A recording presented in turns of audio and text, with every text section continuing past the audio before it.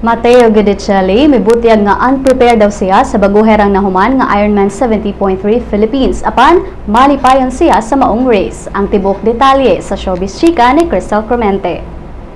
Topic gyud si Matteo Guidicelli sa iyang partisipasyon sa Cobra Ironman 70.3 ni atong Domingo. Apan mibutyag siya nga physically unprepared daw siya alang sa maong race. Gibutyag ni sa aktor pinaagi sa pag-caption sa iyang usa ka hulagway sa Instagram nga nagdagan. Matod pa sa maong caption nga bisan physically unprepared daw siya, kinahanglan gyud mentally ready siya sa paghuman sa tibuok race. Dugang pa sa aktor nga bisan di man daw ang latest Ironman ng iyang best race, kini daw iyang best finish. Hinumdumang nakatambong gyud sa Ironman karong tuiga ang girlfriend ni Matteo nga si Sarah Geronimo. Kini mao'y nisugat niya og hugs and kisses sa dihang nagmalampuso ng aktor pag-abot sa finish line. Crystal Clemente alang sa Showbiz Chika.